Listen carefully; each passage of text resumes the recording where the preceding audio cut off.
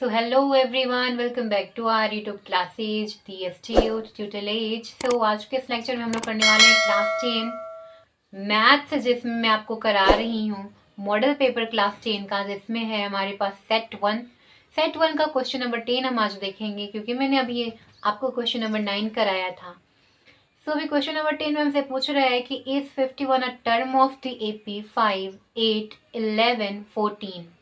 पूछ रहा है कि जो आपके पास ये एपी गिवन है 5, 8, 11 और 14, इसका 51 टर्म है या नहीं। विच मीन्स कि ये जो 51 है ये इसमें आ रहा है या नहीं, राइट। आपसे ये पूछा है, तो अभी हम चेक करेंगे। सो यहाँ पे मैंने अभी a इक्वल टू निकाल दिया है। a इक्वल टू आपका 5 है, इसी एपी से आपको लिखना होगा d 3 है। डी निकालने के लिए आप पिछले टर्म, आगे वाले टर्म से पिछले वाले टर्म को सब्ट्रैक्ट कराते हैं। जैसे 5 माइनस 8 माइनस 5 कराओगे, 11 माइनस 8 कराओगे, 14 माइनस 11 कराओगे, आपको हमेशा 3 मिलेगा। अगर तो आप बोलोगे कि यस डी कितना है, 3 है। सो अब इसके बाद टी एन, ये जो टर्म आपसे पूछा है ये टी एन गिवन है आपको 51, राइट। अब यहाँ पे आप फॉर्मूला लगाओगे जो कि होता है T N equal to A plus N minus 1 into D.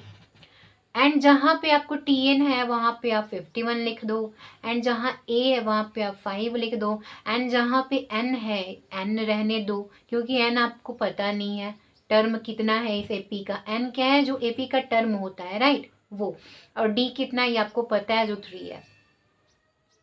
So 51 minus का 5, इस 5 को इधर ला के आप सब्ट्रैक्ट करा लो, एंड इसके बाद आप इस वाले n माइनस 1 इंटू 3 को इस साइड ही छोड़ दो, राइट।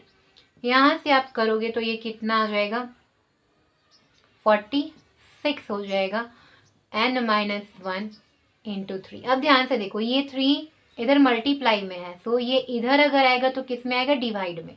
तो आप क्या बोलोगे कि 46 डिवाइडेड बाई 3 किसका वैल्यू है, n माइनस 1 का value.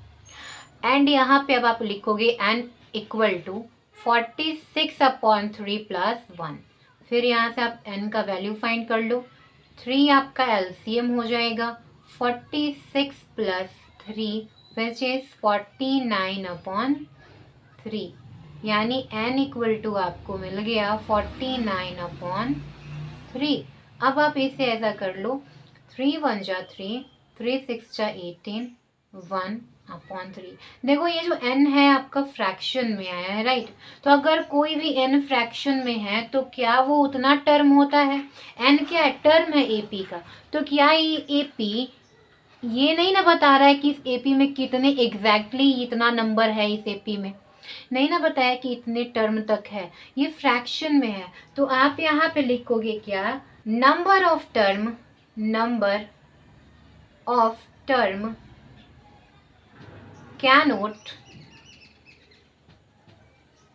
cannot be a fraction, ये फ्रैक्शन नहीं होता,